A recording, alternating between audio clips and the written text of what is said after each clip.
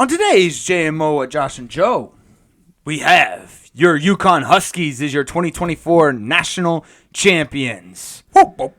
In dominant fashion, just dominated everyone. We go break down that game. We move on to we break down the Final Four games too. It's not as detailed as the championship game, but we gotta go over those games. They were I guess they weren't decent games, but I don't know. They weren't bad. They were Final Four games. They were unique in their own way. Yeah. Then we got Coach Calipari leaving Kentucky.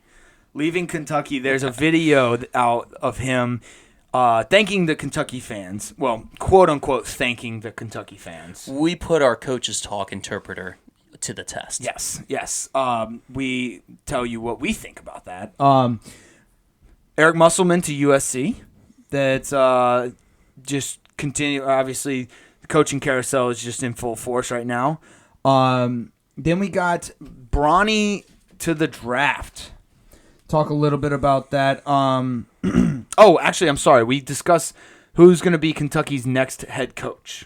Give our opinions on the next up at the bluest of blue. Yep. That was a lot of fun. Then we go into OTDISH. On this date in sports history, we got a couple of good ones actually. This was a fun OTDISH. Yep. Talk some NBA. Let's see. The Pels stopped their skid. The Rockets are eliminated. Fully eliminated. Then we had some guys come back from injury that I at least didn't expect to have back so soon. And then some guys that are out for the season, unfortunately. Tough stuff.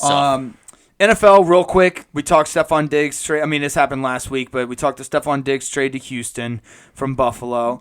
Go into detail on that. Then we have the women's tournament. It got a little spicy there, huh, Joe? Maybe a little biased against one team, but we'll give our opinion on that. That's maybe. Well, it got a little heated. Then we discussed very briefly the Oakland Athletics moving to Sacramento. And then we end off with some Masters preview. Give our who we think is going to do well, maybe some sleeper picks. Sleeper picks in there too. Can't wait. All right, let's rock and roll.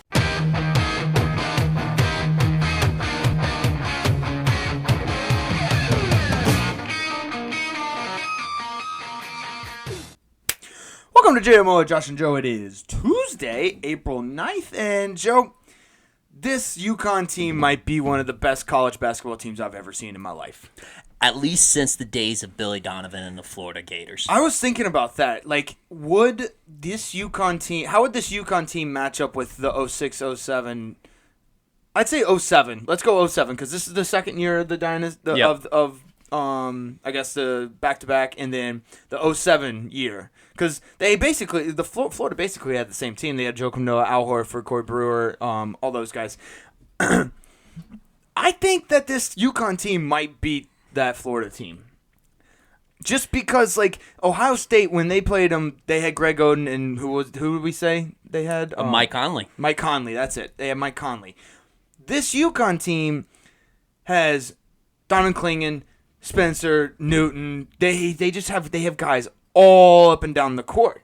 It's kind of funny that the back-to-back champion played a big man on their second championship, like a dominant big man with, a pretty good point guard. Yeah, Braden Smith. He had eight assists. He was killing it all year. Yeah, and maybe not the Mike Conley as far as like future. Yeah, he's not potential. But he's not Mike Conley-esque. He won't go as far in the NBA. But I don't know. I just see a lot of similarities with Purdue and Ohio State. Yeah, like the 07 Ohio State team and the 2024 Purdue team. Yeah. That is true. I was just thinking, I think this UConn team might be one of the best of all time. Like, I obviously didn't see the John Wooden 70s UCLA teams at all. I'm sure when they had Kareem Abdul-Jabbar, that was just like fucking nasty. The 90s Duke teams were nasty. Kentucky had some nasty teams.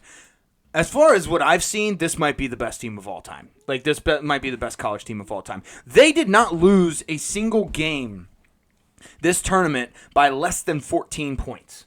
They didn't do last tournament either by less than 13. 13. Because Miami's the one that played them the closest Right. And that was 13 points. They have destroyed people. And not only that, we always say this in football, and I think the same applies to basketball as well. In football, sure, the first half it could be tight, but the better team 95% of the time comes through in the second half.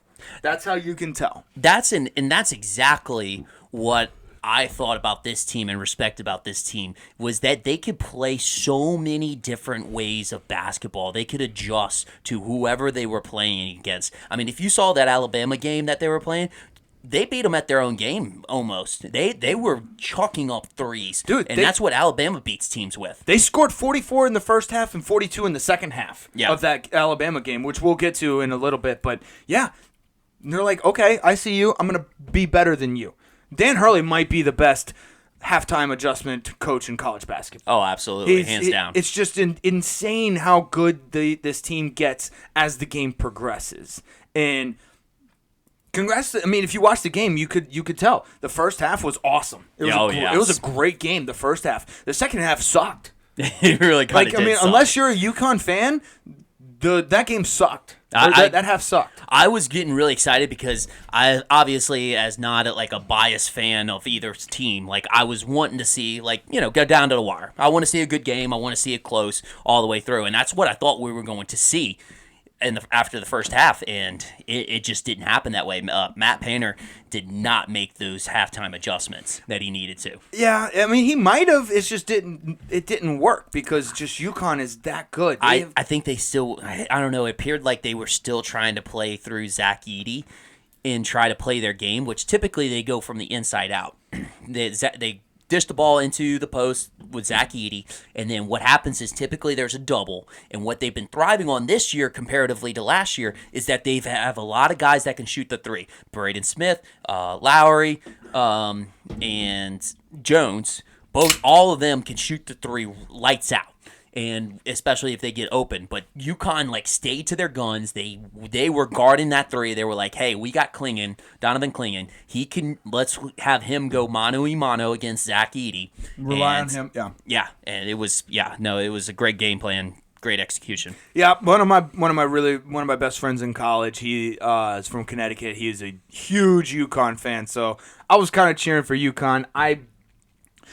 I didn't bet this game, but I told a lot of people to bet UConn minus 6.5. Mm-hmm. Because like it was just there was a reason. There's a reason they were minus 6.5. Yeah, they're just that much better. That much better. It's awesome. They had this guy Cam Spencer was just electric in the second half. He was so good. He was like the Energizer Bunny of the fucking UConn team, man, and he was all over the court. He was just making plays left and right. I mean, he had 8 rebounds, and he's a guard, I think. Yeah. Yeah. No, he was all over the court. I'm pretty sure he's a senior this year. Just leaving it all out on the court. This is all. He's not going to be in the NBA. And that's fine. He could play some G League, but like that's that typical college basketball player that you just love to see. He's going to 100% every second in practice. First to get to the gym, last to leave type player. It's awesome. Sneaky athletic ability. Yeah. And players feed off of that shit, dude. Yeah. They love it. It's awesome. Let's see. Tristan Newton is really good. Yes. He's very, phenomenal. very good. He's that's the thing about this UConn team. Like, yeah, they have a 7'2" guy, but the rest of their team's really good too. Their guards are NBA size guards. Like, I was gonna say, the guards are phenomenal. That's actually, when you're in the March Madness and the NCAA tournament, that's what you want to have is good guards, good senior leadership guards, and they had that with Spencer, Newton, and Diarra. I mean, they're all lights off. Diarra. Dude, they even beat the refs too, because if you saw, they had some ticky-tacky calls against Donovan Clingan and he was in foul trouble the whole game. Yeah. Like, the refs tried to fuck this up for UConn. A little bit, yeah. Yeah. And so I think UConn beat Purdue and the refs. Shoo. And the refs. Let's see. One thing I loved is, because I'm a huge, like, old school coaching type of guy. Like, when I played football in high school, it was mid-2000s. That was still, we got yelled at. It was basically run till we puke type thing. Mm-hmm. Dan Hurley's kind of like that old school type of coach, and it works. It's working. I love it. Maybe old school isn't outdated. He is definitely one of the more animated coaches I have ever seen on the sidelines. Did you see him walk onto the court and literally push his player to start dribbling? and then he was talking to the ref like, "Whoa, what did I do?" Like, you literally stepped on the court and pushed a player. You like inserted yourself as an additional player onto the court and pushed your player. Even the announcers were just like, "No, Dan, you can't do that." Like, that's a turnover, an automatic turnover. Yeah, you can't do that. Dan Hurley is he's the man. He's the fucking man. That I don't know what else to say. Like Zach Edey, they like you said, they tried to do everything through him. They needed some guard plays. They needed some shots, which Purdue was making some shots in the first half. It was honestly mostly Braden Smith because he had 9 points in the first half. But Zach Edey had 37, and Braden Smith had 12 points, and nobody else had double digits. Nobody else had more than like 4 or 5. I think like it was that bad. Nobody else had more than 5. Actually, only 3 other players scored besides those 2. Jeez. Like, the shots that they were making in the first half, UConn was just countering with them. Mm-hmm. Like for everything Purdue gave them, UConn had an answer for. Yep. Until finally, it just seemed like Purdue ran out of things. But anyways, yeah, awesome. First half, just terrible second half unless you bet on UConn or you're a UConn Huskies fan. But yeah, congrats to UConn again. Yeah. You got anything else? That's about it from the championship game. Yeah, let's do the Final Four games. Alabama, UConn, we touched on this earlier. UConn just beat Alabama at their game. It's plain and simple. They really did. There's nothing else. I mean, like I said, UConn scored, I think, 42 or 44 in the first half. Yeah, 44 in the first half, 42 in the second half. Yeah. And Alabama just couldn't keep up. Like, it was 40 to 44 at halftime, and then UConn just kept shooting. Yeah, and I mean, Alabama did keep it close for the most part. I think that score's a little bit deceiving. Like, they stayed pretty tight with UConn most of the way until the very, very end, where UConn flexes their muscles. I would have to venture off that Alabama probably played UConn as good as, just as good as Miami did last year. Well, they were the closest team. They lost only by 14 points. Everyone else lost by more. Yeah, they were the closest to beating UConn. UConn, just like Miami was last year. Yeah, exactly. So I mean, shit. Yeah, I mean, you have to.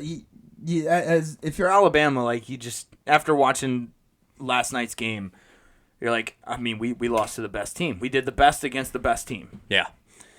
Yeah, no, because Alabama, I'm surprised, like, UConn was able to kind of flex their muscles on Alabama too, because Alabama was going hot. I mean, I think they would, at that game, if they would have played Purdue, I think they would have won. Oh, definitely. So, like,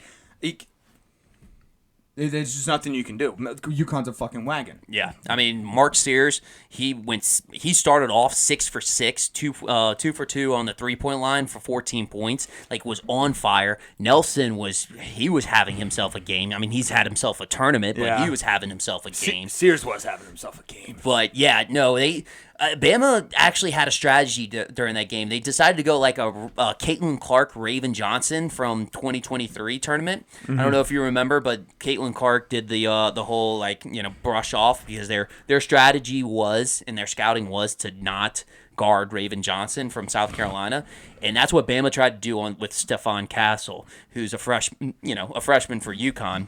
Mm-hmm. But a very talented one, and it kind of backfired on him. He ended up going 7 of 13 for field goals, 2 for 6 on three-pointer. Maybe wasn't the best, but still 21 points. That's what, 33%? Yeah. 33% from 3 is always good. Yeah, ended up scoring 21 points. Yeah, it was a bad strategy on Bama's part, but hey, you know what? You go with the game plan. I guess you stick with it. I mean, it's not a bad game plan.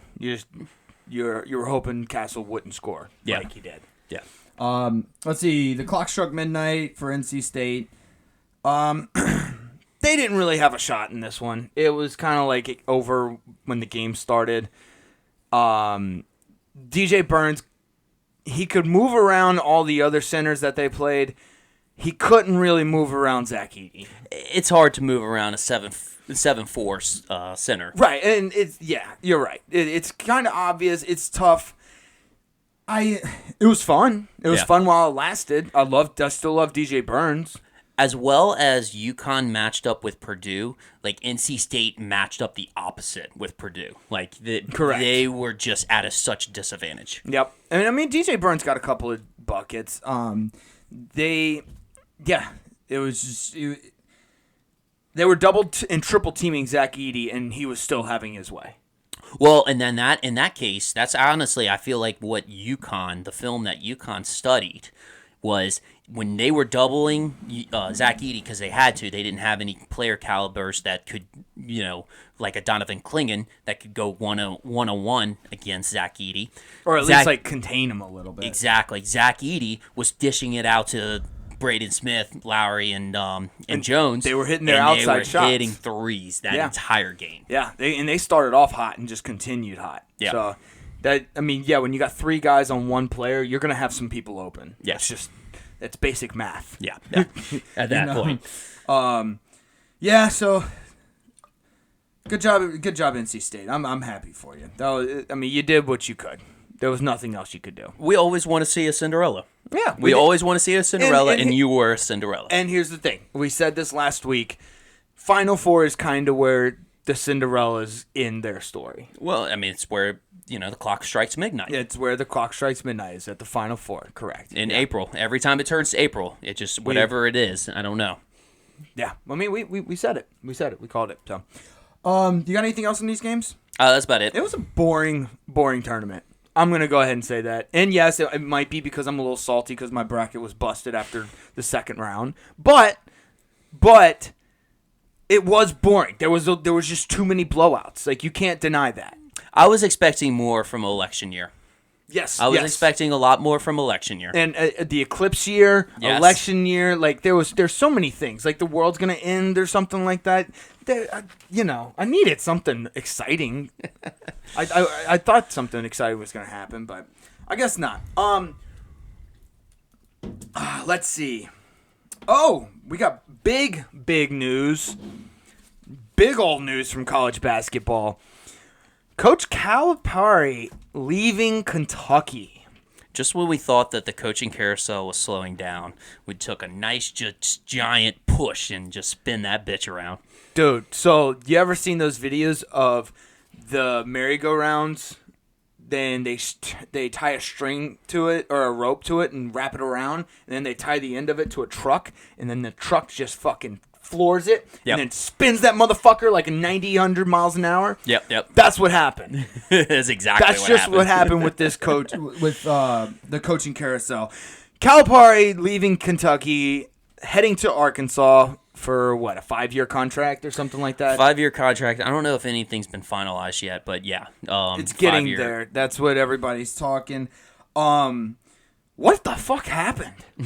Like, what the fuck happened there? Because, like, they had already met and said that that Coach Calipari was going to coach next year. Yeah. I was going to say, the timeline of it all was AD met with John Calipari and literally went to bat for him and was like, hey, look, we'll just need to make some changes, but I'm going to keep you around for another year for what all you've done for us, and, we're going to roll with you another year, and if it doesn't work out, yay, we'll move on from there.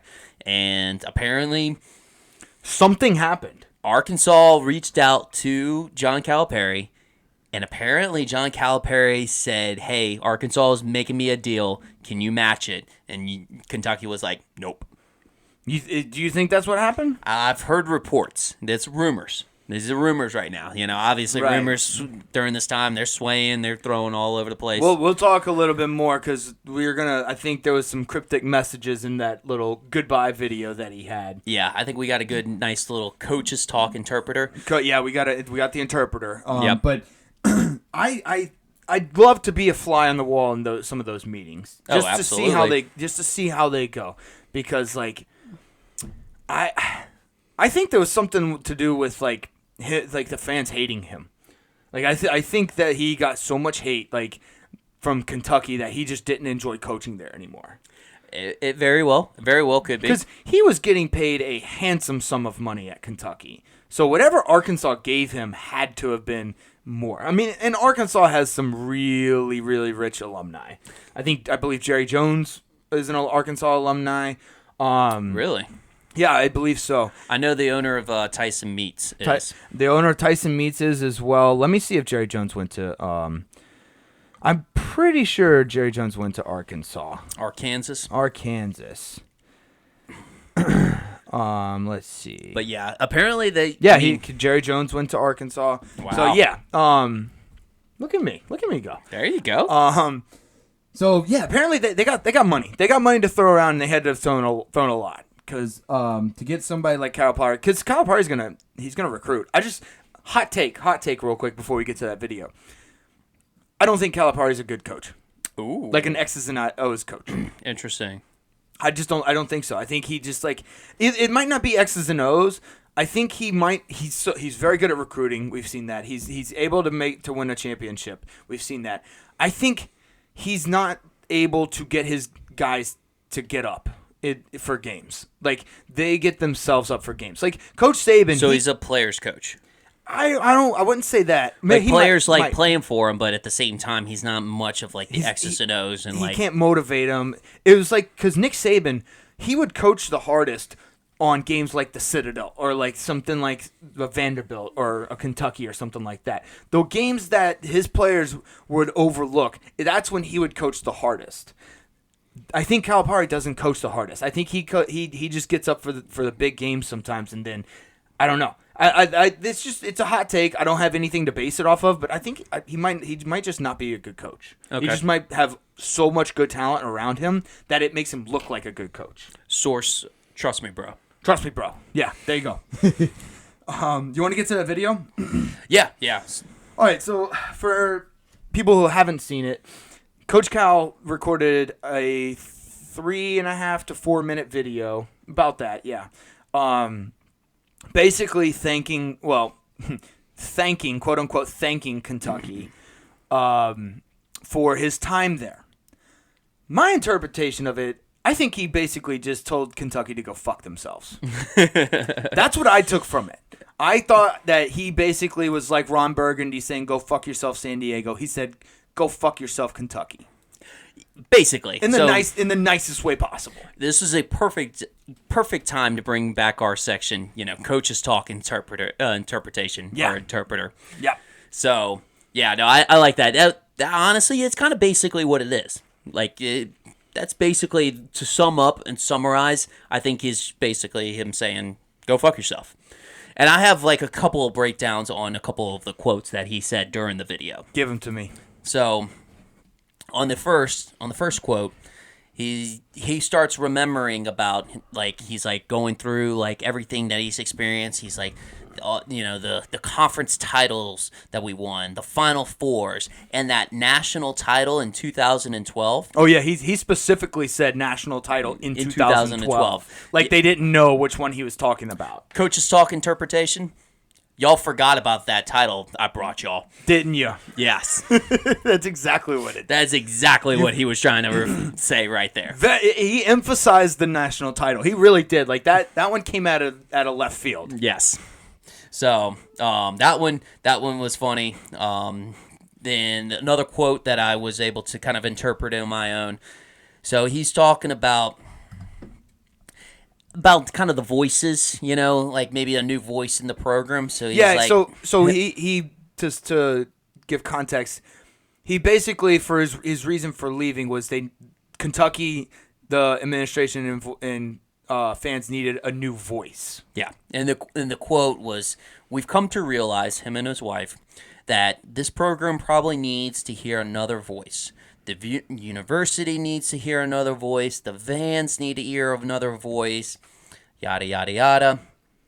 Coaches talk interpretation. Y'all are brutal over here. I don't want to talk to y'all again. He's, that's exactly what it is. And It's not you, it's me. Yeah, I want to get the fuck out of here because y'all are ridiculous. Also, I'm tired of having to explain myself to y'all. That's true. Yes. Yes. Like, I mean, but he has had to explain some shit. Like, 2 of the last 4 years losing by double-digit seeds is... You need to explain to Big Blue Nation, which he called BBN. Yeah. That was it's really close to a couple of things, but I'm not going to go there. he did need to explain to BBN what was going on there. And you can insert a word into that last one and really make it bad. Yeah. But anyways, so You got another one? I got one more here. And so he starts talking about, reminiscing about, coaching players, and especially in particular younger players. And he was like, this year's team, I loved every day walking into them. They invigorated me. Coach's talk interpretation. You remember the coaching job Saban had to do his last year? Try doing that every year with one and dones that I have to. That's exactly what he... That's exactly what he was saying in that instance. Yeah. I completely agree. I mean, you had a brand new team every single fucking year. Yeah. You had to coach. Like, it's tough to win that way. And honestly, if you look, more and more teams are winning by players sticking around. I think the Jay Wright Villanova teams had guys that stuck around. Yeah. Obviously, the most recent example is UConn. And I think that is going to trend upward because of NIL deals now, because college kids are going to get paid. So there's no reason to really jump the gun to go into the NBA. And that's going to play into our next segment as far as the coaching search with Kentucky. Right. But, yeah, I think the one and dones are done because of NIL. Yeah, and it's not like they can make a good bit of money in college. They're definitely making more money in college than the G League now. So there's no reason to go to the G League. There's no reason to try your luck in the NBA because the amount of disparity of talent between the NBA and college is so ridiculous. Yep. That you're better off staying in college. You need to stay in college. Oh, yeah. And the transfer portal isn't as bad in college basketball as it is in football right now. Have you noticed that? There's people going in the transfer portal, but not nearly as much. It's not nearly as high volume as football. And it will level off even more so, too. People, when they start getting the stats of how transfers fare, transferring, and colleges get to learn who are the people that are transferring. Is it actually people that there's going to benefit their program, or is it people that are just jumping ship from another program? We'll get that, and it'll kind of plateau the entire transfer portal. I also think that they're going to put some regulations on it because it is kind of out of control right now. It's wild. You can't even do that. We said this last week, and I think the week before. You can't even do that in pro sports. Yeah. And you're giving an 18-year-old the liberty to just go wherever the fuck they want, whenever they want. Yeah, that's fucking wild. I had one other thing. The bluest of the blue. Okay. That is Kentucky, apparently. The bluest of the blue. I always thought Bugatti blue was the bluest of the blue. I was wrong. Kentucky is the bluest of the blue. Okay, not that North Carolina shit, not that Duke shit.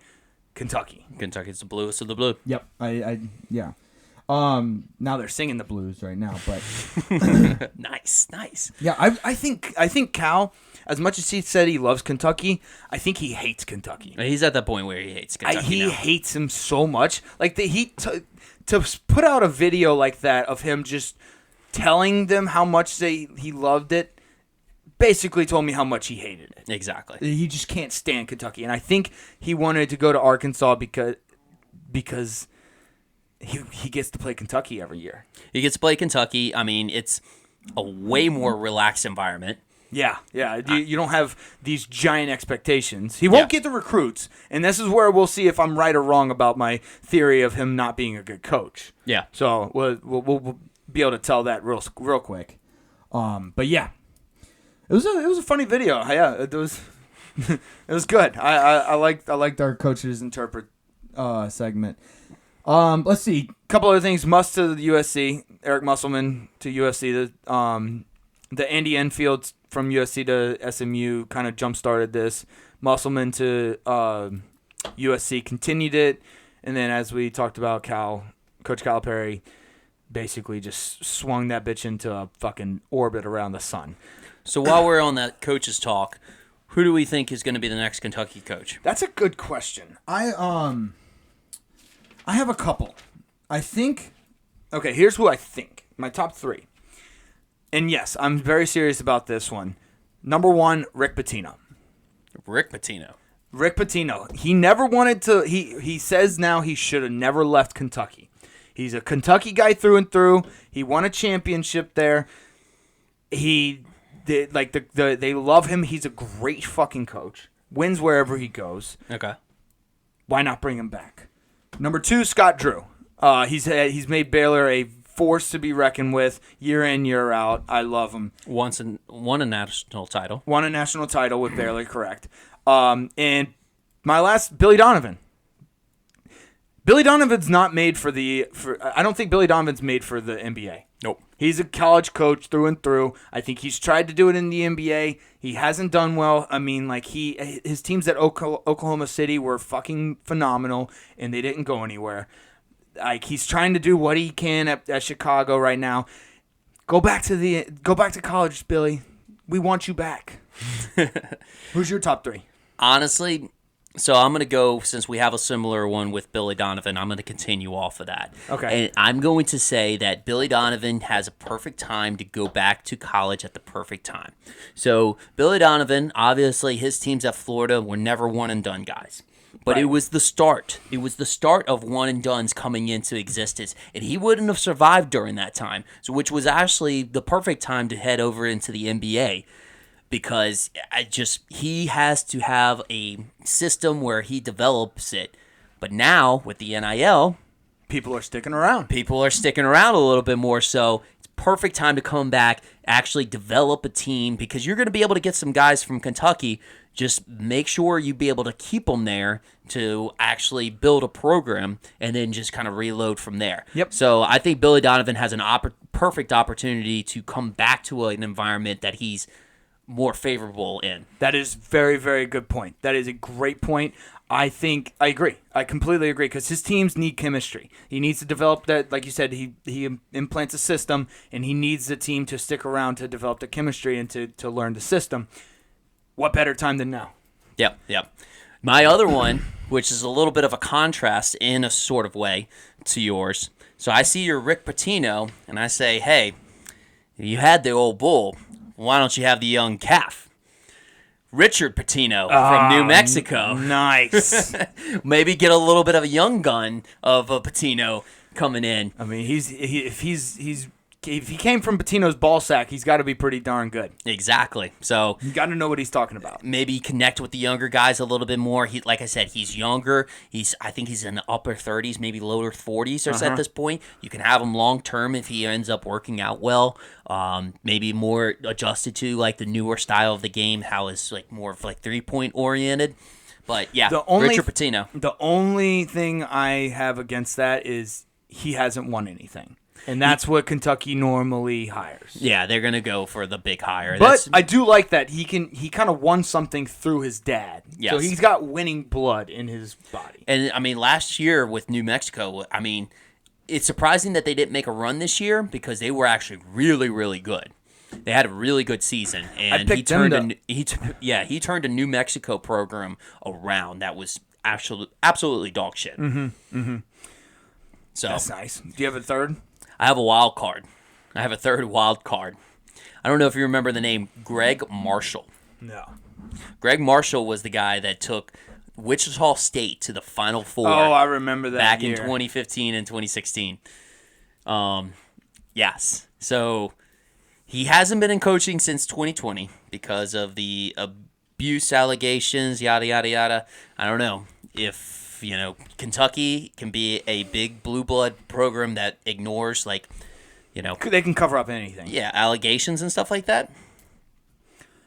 I don't know. I like that. I mean, resurgent. That's why we call it a wild card. Yeah, that's a wild card.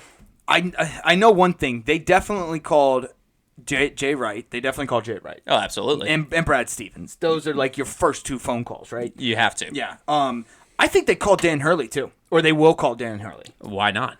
Yeah, exactly. What do you have to lose? He's the best fucking coach in college basketball. Yeah. You're Kentucky. You're the bluest of blue, like fucking Coach Calipari said. If Dan Hurley is not at UConn, UNC, Kentucky, Kansas, UCLA, Duke. or no, I'm going to leave Louisville out of there. And Indiana, leave Indiana out. Yeah, and leave Indiana out. If you're not at one of those schools, then you take that Kentucky job. Yeah, absolutely, 100%. And even if you are at one of those schools, I think you might even take the Kentucky job. Depending on the situation. Depending on the situation, correct. And I think that I have a couple of maybes. They maybe call LeBron James. Oh. Maybe called Coach K. Dude, think about the recruiting LeBron James could bring in. Dude, he'd be like the Deion Sanders of fucking basketball. He'd be like, you get my pair of shoes. You get my pair of shoes. Come to my program. You get my shoes. Yeah, he'd be a recruiting machine. Yeah. I think that's my number one maybe they called. And then maybe they called Jim Boeheim. I mean, why not? Dude, he's old. Yeah, I know. LeBron James, Coach K, and Jim Boeheim. Actually, my funny one, this is my trolling one, but Greg Campy. Who's he? Greg Camp. He's head coach at Oakland. At Oakland. Oh, yeah, nice. That's my troll. That is a troll. That's my troll one. That's funny. That is funny. Last thing I have for college basketball is Bronny's declaring for the draft. I don't really care about this. I know I made it seem like I was a Bronny fan. Like I followed Bronny last week. I was talking about it, but the only thing that this makes me care about is the implication that it brings to the NBA as far as where LeBron James might go, depending on where Bronny gets drafted. I have a different take on it, but okay, what's your take then? So basically, LeBron James probably has a ton of connections with NBA scouts and evaluators. He's obviously, he hasn't hired an agent. All he's doing is going through the pre-draft or the draft evaluation process. He's just trying to get a feel on what he needs to improve on, how he can elevate his stock in the draft. And if somebody takes a chance on him, then you go into the pros. But at the same time, he's going back to college. He's just trying to get the benefits of all those workouts. Okay, gotcha. I mean, it makes sense. But if he does go to the draft, he does go through the draft process. Yeah. But what if he actually gets drafted? Oh, I think he plays. Okay. No, but like my thing is I'm thinking about if he gets drafted, what that would shake up in the NBA as far as where LeBron goes. It could shake some things up. You're absolutely right. That's what I'm saying. Yeah. Okay. But to your point, if he doesn't, then all for naught. Let's see. Let's get to OTDISH.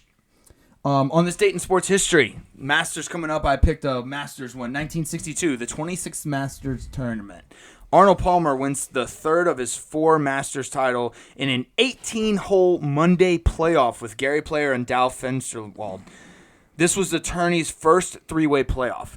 Also, they had to wait till Monday to do an 18-hole playoff. That's an 18-hole. Look, if you're a really big golf fan like I am, that's awesome. I would watch that. But how boring is that just to watch 3 players play golf?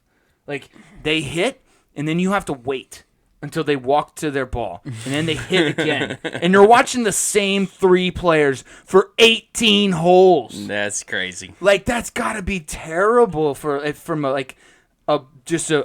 even a fan's perspective. There's a reason why that they did it as a, 1 hole. 1 hole, yeah. Yeah. Yeah, I was just about to say that. I love the 1 hole playoff. Yeah, just make it 1 hole. Hey, look, especially if there's 3 players and then you eliminate one of them, then you just do it again. Yeah. And you just keep playing until there's a winner. Right. I think they go from 18 and then they go to 9 and then they go back to 18 or something like that. But anyways, it's not a whole 18. That's wild. That's crazy. What you got? All right. In 1925, Babe Ruth was rushed to the hospital with a mysterious condition that was later labeled as the bellyache heard around the world. What? Yeah. The bellyache heard around the world. How do you hear a bellyache? So basically, this is the story, and honestly, it's a crazy story that almost or not almost. It ended up with news reports of Babe Ruth being reported dead by some newspapers. Like, how crazy is that? That is what. So okay, so the media hasn't changed one bit. It's just the outlets have changed. Exactly. Exactly. And the thing is, now, I mean, 1925, you couldn't turn on your TV just to figure out if, and even watch the news report, or much less be able to pull up your phone and get to see if that news is true or false, and fact check it. Yeah. Like, they basically put that news out there at least 24 hours. It's news to everybody. News. And probably longer than that. Yeah. Like, until they can figure it out. Until somebody can confirm that he's alive. Yeah. Like, take a picture of him or something, or whatever. I don't know what they did back in 1925. And why it was called the bellyache of the world. There was a rumor by a sports writer, W.O. McGeehan. He actually penned the rumor that Babe Ruth had a dozen hot dogs and a bunch of soda during a preseason game that made him go into that, food coma, which that's how it got pinned. The bellyache heard around the world. I 100% believe that. It turned out to be false. Oh, damn. Well, look, you had me. I would have believed that. Damn, that would have been great, because that would have been like Michael Jordan's flu game was actually a food poisoning from pizza. Yeah. That Babe Ruth. Oh, that would have been Babe Ruth's version of it. Yeah, there was so many rumors that went around. At one point, there was maybe that he got an STD or something like that. It was crazy. It was the 20s. There was a bunch of flappers around. People were getting wild. Great Gatsby. Well, remember, his teammates used to say, like, day and night, he would booze and Booze and bang? Booze and bang. B&B, baby. Yeah. Booze and bang. Yeah. Well, 1920s. Actually, it was good times. It was booze and broads, but. Booze and broads? Okay, Yeah. still B&B. Yeah. Nice. Booze and broads. I love it. Love it. Damn to be Babe Ruth. In 1945, NFL league officials made it mandatory that players have to wear socks/stockings in all league games. You mean to tell me that there was motherfuckers out on the NFL field without socks on? What Dude, the fuck? Tell me about the blisters. The blisters, the smell? Like, it already smells bad out there. You got no socks on? How do you fucking run? Yeah. That's a good rule. And the fact that they had to make it mandatory meant that there was a problem. Yeah. Like, it was a problem. There was people, like imagine all the shit growing on people's feet and shit. Oh, ugh. Much rather that rule rather than the hip tackle rule. Yeah. Oh, yeah. Let's come on. Yeah. Really? What are we doing here? What are we doing? What you got? All right, my last one. Believe it or not, saw this today on a post. I kind of diverted a little bit on this one. So, not too long ago, 5 years ago, Magic Johnson steps down as the president of basketball operations for the LA Lakers. I remember this. Yes, because of this quote. We've been talking, he was talking about how we've been talking about next year with other front office executives for LA Lakers. And he's like, and I'm like, I'm not going to be here, which became an instant meme. I'm not going to be here? Yeah. I remember that. That was good times. Yeah. He wasn't for that role.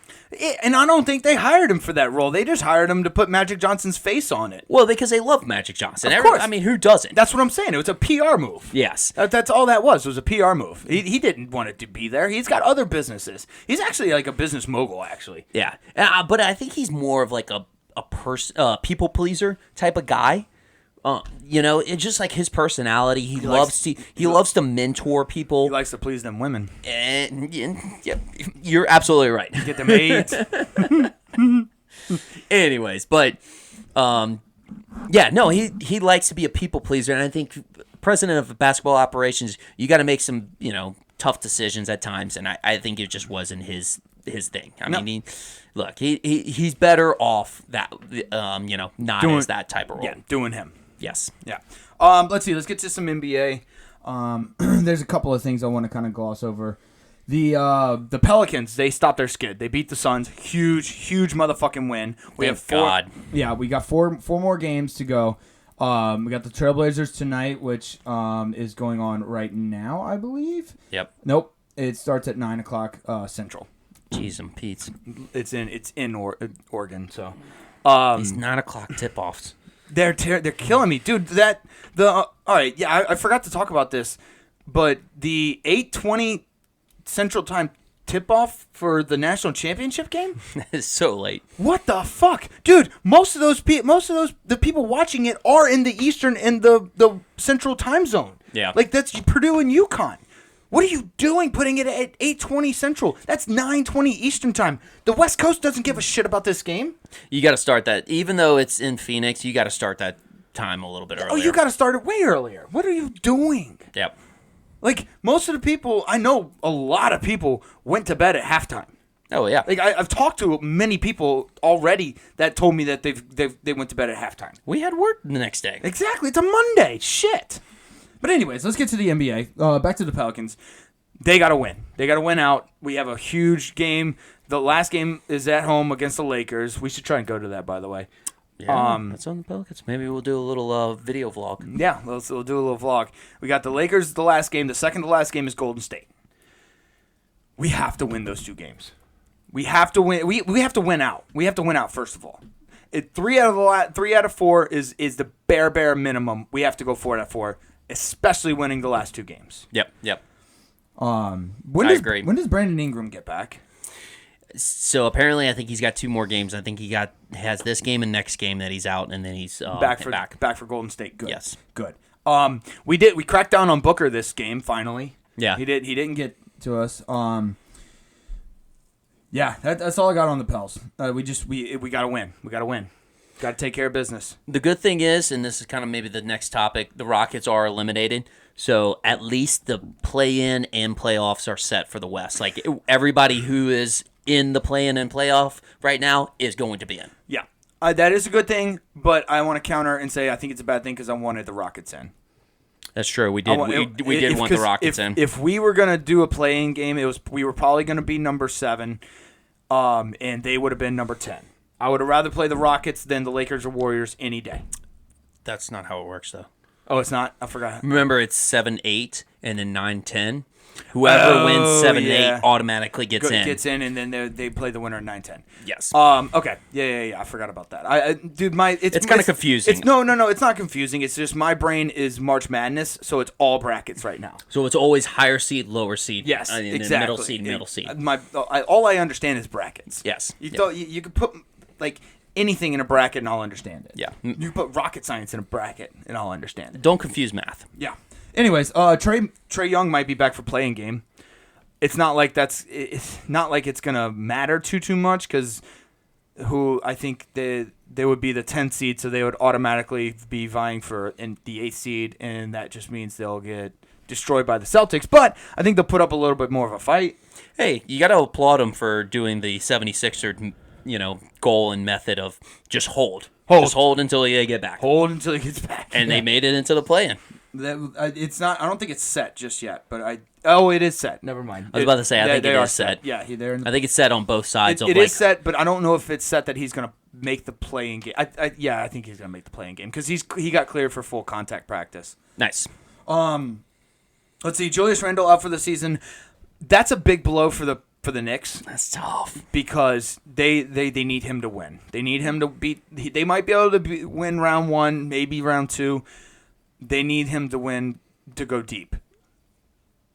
Now, a good thing, they can game plan now that without him. Like they know what they have to work with. They can game plan. They don't have to worry about will he be here, will he won't. They can kind of see straight now. That's the only silver lining I have for Knicks fans. Yeah. My silver lining is that at least they got a good seed right now. They do have like a pretty decent seed, that at least puts them in a favorable position. The only problem is it's looking like they're going to play the Magic first round, and nobody wants to play the Magic right now. Magic are hot. They are hot, so hot. Let's see, 2 other things I have. Oh, did you see the Ja Morant ruling? Ja Morant, there was the judge ruled that he was defending himself when he punched a teenager during the altercation in 2022 at his house. Oh, I heard about that. Yeah, so it was self-defense. Punching a teenager at your house was self-defense. Wow. Yeah, Ja Morant, I know. I get scared of teenagers too. That's not even statutory abuse. No, I don't think that's a thing, but that's child abuse. I think is what you're referring to. But probably, yeah. Yeah. No, apparently not, because it was defense, and I guarantee the judge was not paid at all. He did not get paid anything to rule that way. Nope. Nothing. The jury wasn't swayed by anything. It had nothing to do with Ja Morant's obsession with guns. No prop bets. Nothing. No prop bets. No money. No nothing. That was a clear-cut ruling. We're gonna get shot. Anyways, last thing, Karl Anthony Towns cleared to return full contact practice. He will be back by playoffs. I did not know that when he got hurt. I thought he was done for the season. No, Apparently, I had heard he was coming back. That meant regular season. Yeah. Because the Timberwolves need him. They're kind of the same way as the Hawks and the 76ers. Hold. Oh, yeah, just hold. Just hold. And honestly, they held their position well because I thought they really was going to drop down the West. I don't think they were going to go into play-in standings. No. They had obviously made themselves solidified in the top of the West, but they're still tied with the Nuggets as far as the top in the West. I was kind of excited because I thought that they would drop far enough to where the Pelicans would kind of maybe take that third spot. Mm-hmm. I was, and then we went on a losing streak, but at the time we were hot. Yeah. And I thought we were going to be able to jump them. Yep. You got anything else on the NBA? That's about it. All right, I got one thing from the NFL. This happened. Of course, this happened the day after we recorded. Stephon Diggs got traded to the Houston Texans. Buffalo Bills got a second-round draft pick in return for Diggs. I think it's a win-win for both teams. Diggs the last 3 seasons, Diggs did not want to be in Buffalo. I don't know whether he just didn't like Sean McDermott. I don't know whether he didn't like Josh Allen. He probably just didn't like being in Buffalo, New York. It could be that. There was something that he didn't like about Buffalo. He is out. He's going to be reinvigorated. That freaking wide receiving core is insane. Nico Collins, Tank Dell, and Stephon Diggs. I know. Holy shit, dude. CJ Stroud going to have a field day next year. I know. Everybody's saying, who's number one on that wide receiver squad, but it's Nico Collins. You think so? I think it's Nico Stephon Collins. Diggs. No. Stephon Diggs is about to hit 30. He's about to be on the the other side of 30. Nico Collins already has the chemistry with CJ Stroud. Nico Collins was so good And don't get me wrong, Tank Dell is a great talent, but like I said, I just that chemistry, the balance, or the fact that he was actually really good with Davis Mills and CJ Stroud, and says a lot. Yeah, it says a lot. It says a lot as a player. You don't give a shit who your quarterback is. You're going to be open. You're going to make plays. How awesome is it that you could say Tank Dell is your wide receiver 3? Right?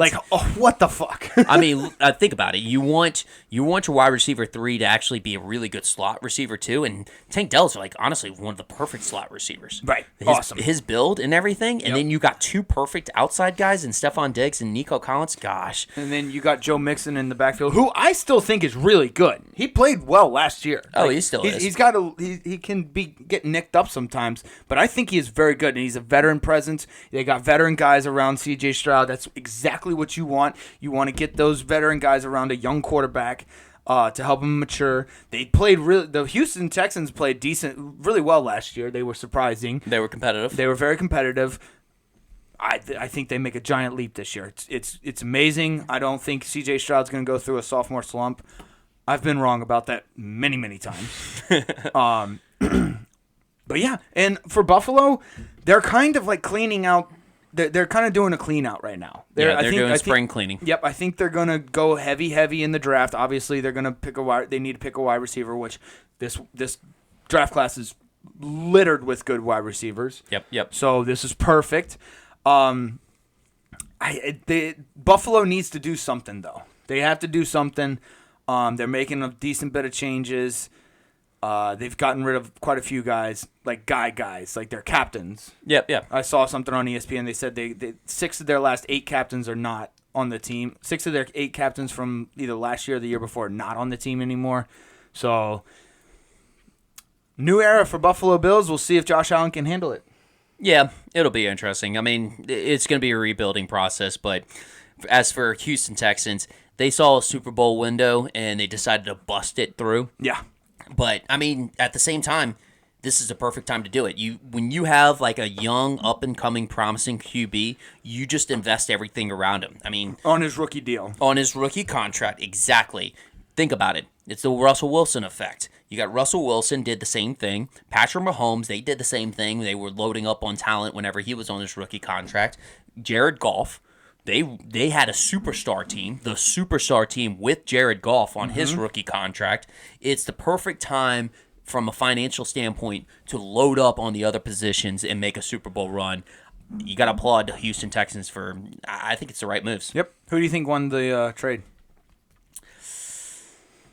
I think it's a tie right now. I think the Texans won. Obviously, yeah, it's TBD because we'll see. I think it just looks better right now. But the thing is this is my other thing is, like, there's so many trades right now by teams going for the 2025 draft. This wasn't even a second-round pick for this draft. This was the second for the 2025. Right. What are they seeing in the 2025 draft?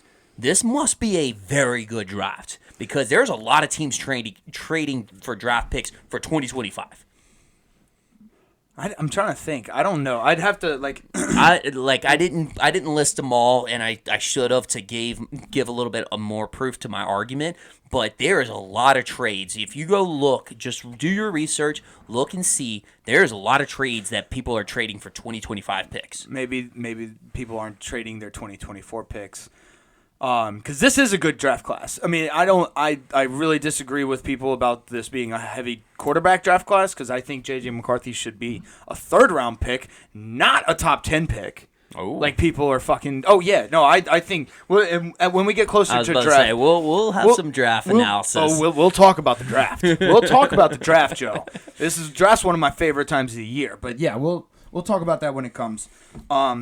But yeah, right now I think it's obviously I think Houston has all the momentum with this trade. They made some great acquisitions. I think Houston wins this one. Let's see. Anything else on the NFL? That's about it. I think that was it. Yeah. Let's see the women's tournament. We had the women's championship game. I don't care. We called it. We called it after the LSU game. It didn't matter who won the LSU versus Iowa game. Whoever won that was just going to get stomped by South Carolina. That was it. Anyone who won anything was going to get stomped by South Carolina because they're a fucking wagon. And I'm glad because fuck Caitlin Clark. I'll say it. I hate Caitlin Clark. I'm off the bandwagon of Caitlin Clark. Yeah. I saw her last year, and I really did enjoy watching her. I mean, obviously, she brought a new type of energy into women's basketball as far as being such a three-point shooter, and kind of giving you that Steph Curry. A little bit. Steph Curry vibes a little bit. I think Steph Curry was a little more likable, but I'm also... That's how I turned, was because I started watching her a little bit more so, especially this year. She just, I don't know, she just seemed a little bit way more entitled. You know, like it was like every time she did a drive to the basket, she threw her hands up like she was LeBron James. And it's like, no, you don't get a foul just by going to the basket. Like, they played good defense on you. Right, yeah. You're just not as good at basketball as you think you are. Yeah. That's it. That's all it is. You're a really good three-point shooter, which is what we overhype nowadays. Yeah, and that's fine. Good for you. But you complain way too much. You're a diva, prima donna, little bitch. And I don't like it. You're basically trying to be LeBron James without the talent. Yeah. That's all she's doing. And she's letting it all go to her head. I enjoy it now because this is your superstardom. Because I don't think, unfortunately, the WNBA does not get near as much popularity. I don't have any numbers to prove that, but the buzz around ESPN is a lot more college centric than the WNBA. Well, because they host the March Madness for the women's tournament. Who? ESPN. Right. Yeah, but I'm talking about you don't see it on the WNBA. on any of the other channels. I know. Like, As far as that's WNBA doesn't get the publicity. Right, as it well. doesn't. It doesn't. College does. So like this same went for Brittany Griner. Brittany Griner basically she paved the way. She was kind of like the I know a lot of people try to forget about her. Yeah, she did. She paved the way. She walked so Caitlin Clark could run. That's true. It was Brittany Griner, and she brought the dunks. She was actually fun to watch. I actually liked watching Brittany Griner. I can't fucking stand watching Caitlin Clark. Brittany Griner was fucking awesome. She brought Baylor to what? How many national championships? I think two. It was like two, right? But yeah, Kim Mulkey was coaching that Kim team Mulkey at was the time. exactly, and like she was awesome. And then she went to the WNBA, and the next time we heard about her was when she got arrested in Russia because of weed. Yeah. But no, it was unprecedented because she was the only first girl, or like only one of the girls that could actually dunk in the WNBA, which was impressive. It's like, oh, hell yeah, like that's crazy. She was which this stat was insane. She was the first girl to dunk and the only girl to dunk twice in one game. Yeah, that was wild. That blew my socks off when I heard that stat. Yeah. But yeah, no. But the whole Caitlin Clark, they were just trying to make it like way more publicized than what it needed to be, and it was like, oh yeah, she just beat Pete Maravich's record, and it's like they're playing two different sports. Yeah, I much. I know it's the same sport, but at the same time, is it? You're comparing apples and oranges. Like they're both fruit, yeah, but they're different type of fruit. Like that's what I mean. Like you can't say that the college, even the men's, you can't say men's college basketball is anywhere near the same product as the NBA. Yeah, it's not even close. It's apples and oranges, easily. Yes, exactly. So that's a great analogy right there. Yeah, that's just. And I'm not saying that the disparity between the talent of men's college basketball to NBA is the same as men's college basketball to women's college basketball, but you get what I'm saying. Yeah. Honestly, I found myself in this championship game cheering for Raven Johnson. Raven Johnson's quiet revenge tour that she had. So I don't know if you remember, but Raven Johnson played with South Carolina against Iowa last year. I don't know who Raven Johnson is. So she plays guard for South Carolina. Oh, okay. And she was the one that became a part of that meme that Caitlin Clark did because apparently their coach did some scouting on South Carolina and noticed that Raven Johnson was not a three-point shooter. Mm-hmm. So that's when Caitlin Clark did the little hand flip. Oh, you can shoot that. Don't bother about that. And then Raven Johnson went on a freaking tear. Like the offseason training on her three-point shot, training on her defense, and actually shut Caitlin Clark down in the championship game because of her defense. When do we... How many more times can we have to say, like, don't give them bulletin board material?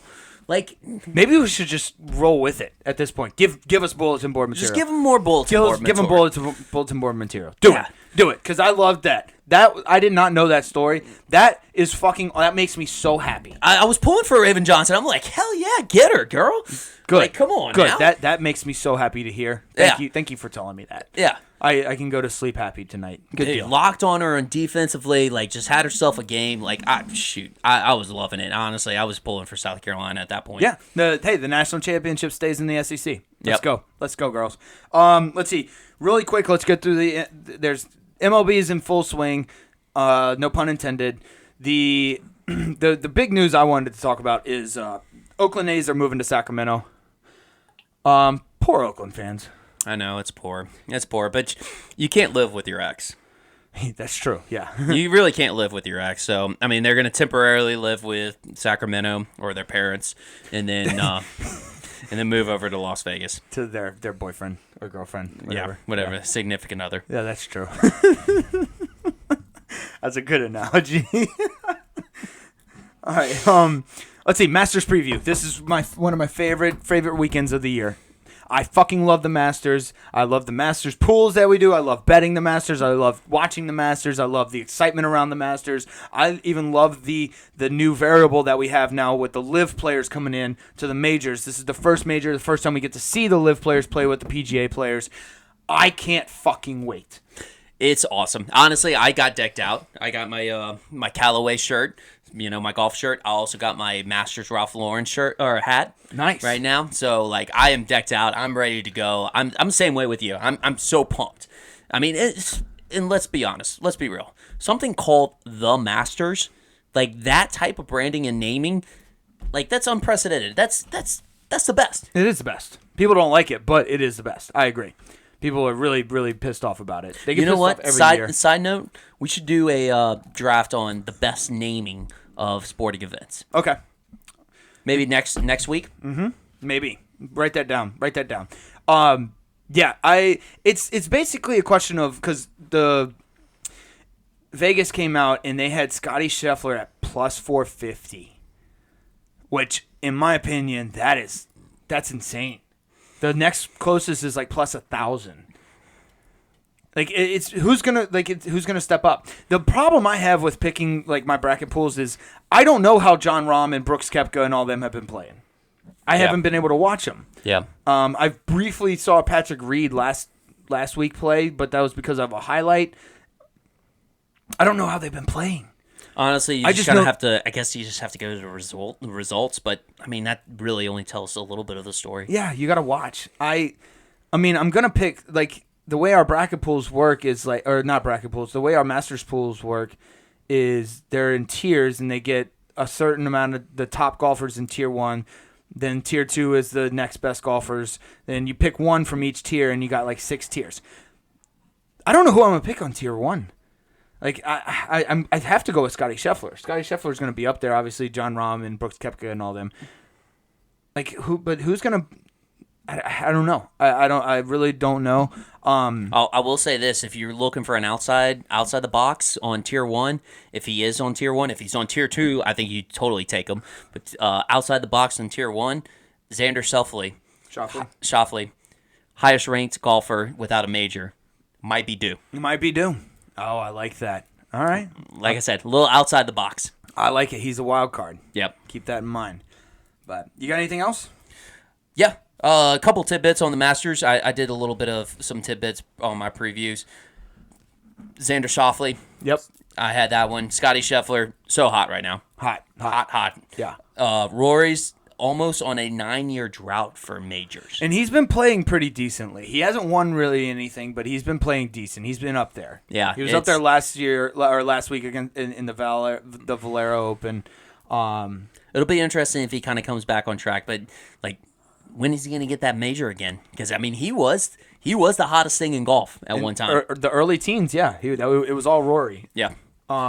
Justin Spieth's going to be fun to watch for the first 2 days. I honestly don't think he'll make the cut, unfortunately, because he is my favorite golfer to watch.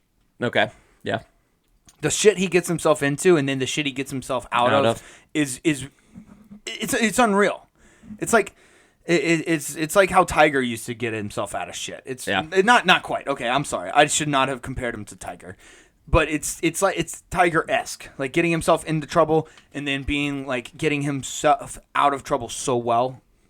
Tiger-esque, not really Tiger.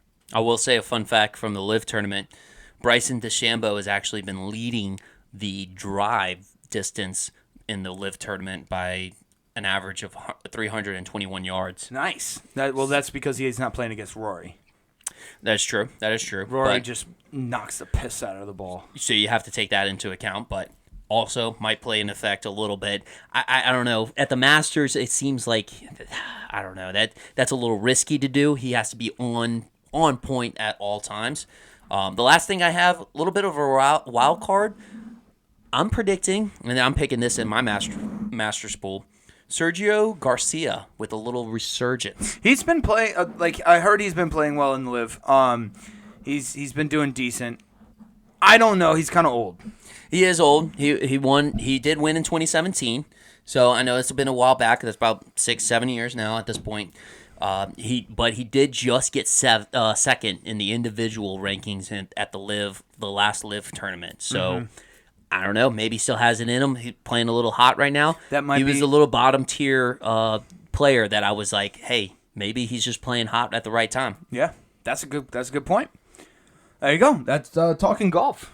You got anything else? I'm excited. I'm looking forward to it, but we'll see how it goes. All right, we'll see y'all next week. Love y'all. Later.